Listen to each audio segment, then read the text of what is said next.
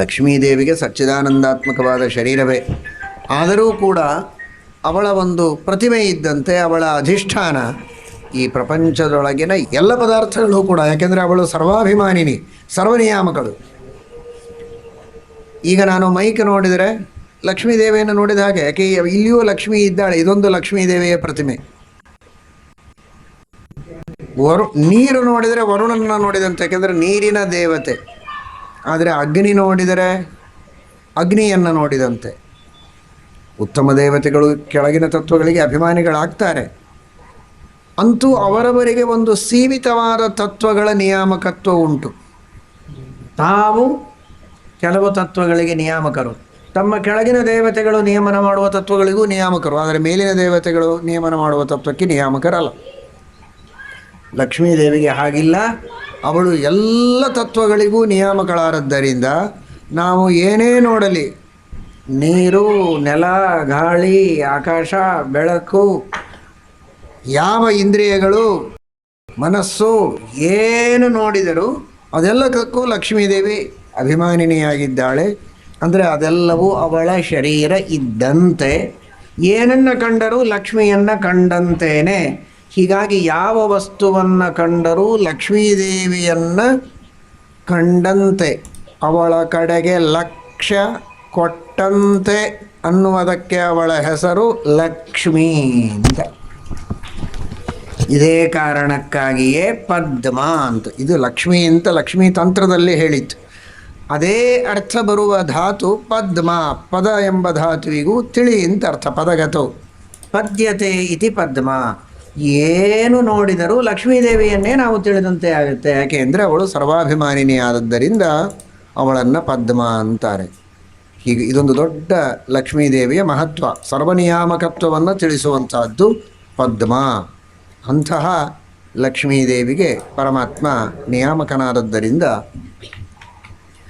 ಪದ್ಮಾಧಿರಾಜ ಎಂಬುದಾಗಿ ಕರೀತಾರೆ. ಲಕ್ಷ್ಮೀತಂತ್ರದಲ್ಲಿಯೇ ಹೇಳುವ ರೀತಿಯಲ್ಲಿ ಪಂಚರಾತ್ರಾಗಮದಲ್ಲಿ ಸೇರಿದಂತಹ ಲಕ್ಷ್ಮೀತಂತ್ರ ಭಗವತ್ ಪ್ರೋಕ್ತವಾದ ಗ್ರಂಥ. ಅಂತಹ ಪ್ರಾಚೀನವಾದ ಸಾಕ್ಷಾತ್ ಪರಮಾತ್ಮನಿಂದ ಉಪದಿಷ್ಟವಾದಂತಹ ಮಹಾಲಕ್ಷ್ಮೀ ದೇವಿಯಿಂದ ಉಪದಿಷ್ಟವಾದ ಗ್ರಂಥ. ಆ ಗ್ರಂಥದಲ್ಲಿ ಪದ್ಮ ಎಂಬ ಶಬ್ದಕ್ಕೆ ಕಾಲ ಎಂಬ ಒಂದು ಅರ್ಥವನ್ನು ತಿಳಿಸಿಕೊಟ್ಟಿದ್ದಾರೆ. ಶ್ರೀಮದ್ ಆನಂದತೀರ್ಥ ಭಗವತ್ಪಾದಾಚಾರ್ಯರು ಅನುವ್ಯಾಖ್ಯಾನದಲ್ಲಿ ತಿಳಿಸುವಂತಹ ಒಂದು ಬಹಳ ಶ್ರೇಷ್ಠವಾದ ಪ್ರಮೇಯ, ಸಾಕ್ಷಿ ಸಿದ್ಧೇನ ಕಾಲೇನ ಖಚಿತಂ ಹೇವ ವರ್ತತೆ ಅಂತ. ಯಾವುದೇ ಜ್ಞಾನ ಬಂದರೂ ಕೂಡ ಅಲ್ಲಿ ನಮಗೆ ಕಾಲ ತೋರುತ್ತೆ ಅಂತ. ನಾನು ಅಂತೇವೆ, ನಾನು ಅಂತ ನಾನಂತೇನೆ, ಅದರ ಜೊತೆಗೆ ಕಾಲವೂ ನನಗೆ ತೋರುತ್ತದೆ. ನಾನು ಈಗ ಇದ್ದೇನೆ ಅಂತ, ನಾನು ಈಗ ಮಾತನಾಡ್ತಾ ಇದ್ದೇನೆ. ಅವರು ನಿನ್ನೆ ಬಂದಿದ್ದರು, ಇವರು ಇವತ್ತು ಬಂದಿದ್ದಾರೆ, ಇವರು ನಾಳೆ ಹೋಗ್ತಾರೆ. ಇದೆಲ್ಲ ಕಾಲ. ಆ ಕಾಲದ ಪ್ರಜ್ಞೆ ನನಗೆ ಬರ್ತಾ ಇರುತ್ತದೆ. ನಾನು ಅದನ್ನು ಬಾಯಿಯಿಂದ ಮಾತನಾಡಿ ಹೇಳಬೇಕಾಗಿಲ್ಲ, ಆದರೆ ನನಗೆ ಅದು ತೋರ್ತಾ ಇರ್ತದೆ. ಬೇಕು ಅಂದಾಗ ಅದನ್ನು ಹೇಳುತ್ತೇನೆ. ಯಾವ ವಸ್ತುವನ್ನು ತಿಳಿಯುವಾಗಲೂ ಕಾಲ ಜೊತೆಗೆ ನಮಗೆ ತಿಳಿಯುತ್ತೆ. ಹೀಗಾಗಿ ಆ ವಸ್ತುವಿಗೆ ಪದ್ಮ ಅಂತ, ಪದ್ಯತೆ. ಏನೇ ತೋರಿದರೂ ಕಾಲ ತೋರುತ್ತೆ ಎನ್ನುವುದಕ್ಕೋಸ್ಕರ ಅದಕ್ಕೆ ಪದ್ಮ ಅಂತ. ಪದ್ಮಿನಿ ಎಂಬ ಶಬ್ದದ ವ್ಯಾಖ್ಯಾನ ಮಾಡುವಾಗ ಇದನ್ನು ಲಕ್ಷ್ಮೀ ತಂತ್ರದಲ್ಲಿ ಹೇಳ್ತಾರೆ. ತಾಂ ಪದ್ಮಿನೀಂ ಈಂ ಶರಣಮಹಂ ಪ್ರಪದ್ಯೆ ಅಂತ. ಪದ್ಮ ಅನ್ನುವ ಶಬ್ದದ ಚಿಂತನೆ ಮಾಡುವಾಗಲೂ ನಾವು ಅಲ್ಲಿ ಪದ್ಮ ಕಾಲ, ಕಾಲ ನಿಯಾಮಕಳಾದದ್ದರಿಂದ ಲಕ್ಷ್ಮೀದೇವಿಗೆ ಪದ್ಮಿನಿ ಅಂತ. ಪದ್ಮ ಕಾಲ, ಕಾಲ ನಿಯಾಮಕಳಾದದ್ದರಿಂದಲೇ ಅವಳನ್ನು ಪದ್ಮ ಎಂಬುದಾಗಿ ಕರೆಯು. ಪದ್ಮಾಧಿರಾಜ ರಾಘವೇಂದ್ರ ಸ್ವಾಮಿಗಳವರು ಪ್ರಾತಃ ಸಂಕಲ್ಪ ಗದ್ದದಲ್ಲಿ ಪರಮಾತ್ಮನನ್ನು ದೇಶಕಾಲಾಧಿಪತೆ, ದೇಹೇಂದ್ರಿಯಾಧಿಪತೆ ಎಂಬುದಾಗಿ ಚಿಂತನೆ ಮಾಡುತ್ತಾರಲ್ಲ. ಪಂಚಾಂಗ ಶ್ರವಣದ ಕಾಲದಲ್ಲಿ ನೀವೆಲ್ಲ ಶ್ರವಣ ಮಾಡಿರ್ತೀರಿ. ಯೋಯಂ ಕಾಲಸ್ತಸ್ಯತೆ ವ್ಯಕ್ತಬಂಧೋ ಚೇಷ್ಟಾಮಾಹುಶ್ಚೇಷ್ಟತೆ ಏನ ವಿಶ್ವಂ ನಿಮೇಷಾದಿರು ವತ್ಸರಾಂತೋ ಮಹೀಯಾನ್ ತಂ ತ್ವಾ ಈಶಾನಂ ಕ್ಷೇಮಧಾಮ ಪ್ರಪದ್ಯೆ. ಪರಮಾತ್ಮ ಕಾಲನಿಯಾಮಕ.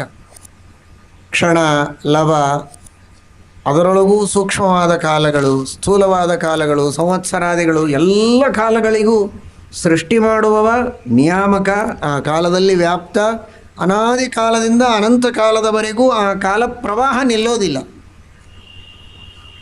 ಕ್ಷಣ ಪ್ರಳಯ ಕಾಲದಲ್ಲಿ ಇನ್ನೆಲ್ಲ ಸೃಷ್ಟಿ ನಿಂತರೂ ಕಾಲ ಪ್ರವಾಹ ನಿಲ್ಲೋದಿಲ್ಲ. ಅದು ಒಂದು ದೇಶದ ಲಾಕ್ಡೌನ್ ಅಲ್ಲ, ಅದು ಬ್ರಹ್ಮಮಾನದಿಂದ 100 ವರ್ಷಗಳವರೆಗೆ ಮಹಾಪ್ರಲಯವಾದರೆ ಇಡೀ ಜಗತ್ತಿಗೆ ಲಾಕ್ಡೌನು, ಯಾವ ಕಾರ್ಯಗಳು ನಡೆಯೋದಿಲ್ಲ. ಆದರೆ ಕಾಲಕ್ಷಣಗಳು ಸೃಷ್ಟಿ ಆಗ್ತಾನೇ ಇರ್ತದೆ, ಅದು ಮಾತ್ರ ನಿಲ್ಲೋದಿಲ್ಲ. ಪ್ರಳಯದಲ್ಲಿಯೂ ಬ್ರಹ್ಮದೇವರ ಮನೋವೃತ್ತಿಗಳು, ಋಜುಗಳ ವಾಯುದೇವರ ಮನೋವೃತ್ತಿಗಳು ನಿಂತಿರೋದಿಲ್ಲ. ಯೋಸೌ ಪ್ರಳಯ ಕಾಲೇಪಿ ಪ್ರತಿಭಾತ ಪರಾವರ. ಪ್ರಳಯ ಕಾಲದಲ್ಲಿ ಎಲ್ಲ ಕಾರ್ಯಗಳು ನಿಂತು ಹೋಗಿರ್ತದೆ. ಆದರೆ ವಾಯುದೇವರ, ಬ್ರಹ್ಮದೇವರ ಮನೋವೃತ್ತಿಗಳು, ಭಗವದ್ವಿಷಯಕವಾದ ಚಿಂತನೆಗಳು ಮಾತ್ರ ಸಾಗಿರ್ತದೆ. ಕಾಲಪ್ರವಾಹಗಳು ನಡೀತಾ ಇರ್ತದೆ. ಕ್ಷಣಲವಾದಿಗಳ ಸೃಷ್ಟಿ ಅಂತಹ ಅದ್ಭುತವಾದ ಆ ಕಾಲದ ಸೃಷ್ಟಿಯನ್ನು ಮಾಡುವಂತಹ ವ್ಯಕ್ತಿ ಊಹಿಸಿಕೊಳ್ಳೋದಕ್ಕೆ ಸಾಧ್ಯ ಇಲ್ಲ ನಮಗೆಲ್ಲ. ವೈಶೇಷಿಕಾಧಿಕರಣದಲ್ಲಿ ಹೇಳ್ತಾರೆ, ಕಾಲಕ್ಕೂ ಉಪಾದಾನ ಕಾರಣವಾದದ್ದು ಪ್ರಕೃತಿ ಅಂತ. ಅದು ಏನು, ಹೇಗೆ ಸೃಷ್ಟಿ ಮಾಡ್ತಾನೆ, ಇದನ್ನೆಲ್ಲ ದೇವರು ಸೃಷ್ಟಿ ಮಾಡ್ತಾನೆ ಅಂದರೆ ಏನೋ ಅರ್ಥ ಮಾಡಿಕೊಳ್ಬೋದು. ಕಾಲ ಸೃಷ್ಟಿ ಮಾಡೋದು ಅಂದರೆ ಏನು, ಹೇಗೆ ಮಾಡೋದು, ಅದು ಅರ್ಥವೇ ಆಗೋದಿಲ್ಲ. ನಮಗೂ ಅರ್ಥ ಆಗೋದಿಲ್ಲ, ನಿಮಗೂ ಅರ್ಥ ಆಗೋದಿಲ್ಲ. ಕಾಲದ ಬಗ್ಗೆ ಅರ್ಥ ಮಾಡಿಕೊಳ್ಳೋದಕ್ಕೆ ಇನ್ಯಾರಿಗೆ ಕಾಲ್ ಮಾಡಿದರೂ ಅರ್ಥ ಆಗೋದಿಲ್ಲ. ಅದರ ಹಣೆ ಬರಹ ಅಷ್ಟೇ, ನಮಗೆ ಗೊತ್ತಾಗೋದಿಲ್ಲ ಅನ್ನೋದು ಮಾತ್ರ ಗೊತ್ತಾಗತ್ತೆ. ಆದರೆ ಅಂತಹ ಕಾಲವನ್ನು ಲೀಲಾಜಾಲವಾಗಿ ಸೃಷ್ಟಿ ಮಾಡುವ ಪರಮಾತ್ಮ ಎಷ್ಟು ದೊಡ್ಡವ. ಆ ಕಾಲಾಭಿಮಾನಿನಿಯಾದ ಲಕ್ಷ್ಮೀದೇವಿಗೂ ಅಧಿರಾಜ. ಆದ್ದರಿಂದ ಪರಮಾತ್ಮನಿಗೆ ಪದ್ಮಾಧಿರಾಜೆ. ಏನು ಕಾಲ, ಏನು ಲಕ್ಷ್ಮೀದೇವಿ, ಇದೆಲ್ಲ ತಗೊಂಡು ನಮಗೇನು ಮಾಡೋದು, ನಮಗೆ ಬೇಕಾಗಿರೋದು ದುಡ್ಡು ಅಷ್ಟೇ.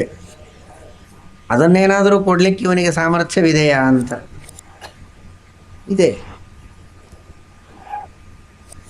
ಒಂದು ಕಾಲಕ್ಕೆಲ್ಲ ಲಕ್ಷಾಧೀಶರು ಅಂತ, ಭಾರೀ ಶ್ರೀಮಂತರನ್ನು ಲಕ್ಷಾಧೀಶರು ಅಂತ ಕರೆಯೋದು. ಬಹಳ ಹಿಂದೇನಲ್ಲ, ನಾವು ಚಿಕ್ಕವರಿರುವಾಗಲೇ.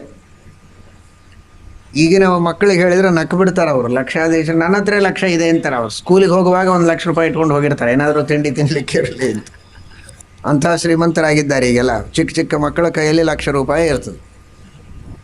ಮತ್ತಿನ್ನೇನು ಲಕ್ಷಾಧೀಶ ಅನ್ನೋದಕ್ಕೆ ಅರ್ಥ ಇಲ್ಲ. ಇನ್ನು ಕೋಟೀಶ್ವರರನ್ನು ಹೇಳಬೇಕು, ಅದು ಇನ್ನೊಂದು ಸ್ವಲ್ಪ ದಿವಸಕ್ಕೆ ಮಹತ್ವವನ್ನು ಕಳೆದುಕೊಳ್ಳುತ್ತದೆ. ಅದಕ್ಕೆ ಪರಮಾತ್ಮ ಏನು ಲಕ್ಷಾಧೀಶ ಅಲ್ಲ, ಕೋಟೀಶ್ವರನೂ ಅಲ್ಲ, ಪದ್ಮಾಧಿರಾಜ ಅಂತ. ಅದರ ಮುಂದಿನ ಹಾಗಾದರೆ ಅಷ್ಟೇ ಅಂತ ತಿಳ್ಕೊಬೇಡಿ, ಅವನ ಲೆಕ್ಕವೇ ಇಲ್ಲ ಅದಕ್ಕೆ.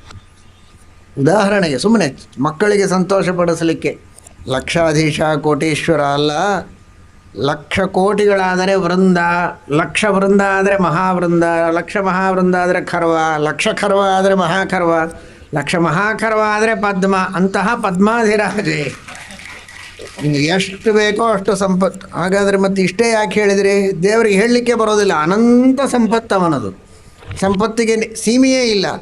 ಆದರೆ ಅದೆಲ್ಲ ನಿಮಗೆ ಕೊಡಬೇಕು ಅಂತಲ್ಲ, ನಿಮಗೆ ಕೊಡೋದಕ್ಕೆ ಪದ್ಮಾಧಿರಾಜ ಅಷ್ಟೆ. ನಿಮಗೆ ಇಟ್ಟು ಸಾಕು, ನಿಮಗೆ ಅಷ್ಟರೊಳಗೆ ವ್ಯವಸ್ಥೆ ಮಾಡ್ತಾನೆ ಅಂತ ಪದ್ಮಾಧಿರಾಜೆ ಎಂಬುದಾಗಿ ಆ ಭಗವಂತನನ್ನು ತಿಳಿಸಿಕೊಟ್ಟಿದ್ದಾರೆ.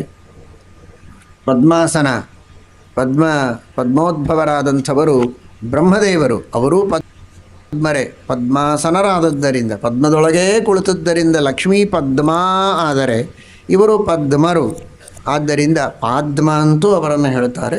ಪದ್ಮದಲ್ಲಿದ್ದದ್ದರಿಂದ ಪದ್ಮ ಎಂಬುದಾಗಿ ಹೇಳೋದು. ಆಸನತ್ವೇನ ಪದ್ಮಂ ಅಸ್ಯ ಅಸ್ತಿ ಇತಿ ಪದ್ಮ ಬ್ರಹ್ಮದೇವರು. ಅಂತಹ ಬ್ರಹ್ಮದೇವರಿಗೂ ನಿಯಾಮಕನಾಗಿದ್ದಾನೆ ಪರಮಾತ್ಮ. ಆದ್ದರಿಂದ ಪದ್ಮಾಧಿರಾಜ ಎಂಬುದಾಗಿ. ಇಡೀ ಜಗತ್ತಿನ ಸೃಷ್ಟಿ ಮಾಡುವವರು ಬ್ರಹ್ಮದೇವರಾದರೆ ಅವರಿಗೂ ನಿಯಾಮಕನಾಗಿ ಪರಮಾತ್ಮ ಇದ್ದಾನೆ. ಆದ್ದರಿಂದಲೂ ಪದ್ಮಾಧಿರಾಜ ಅಂತ.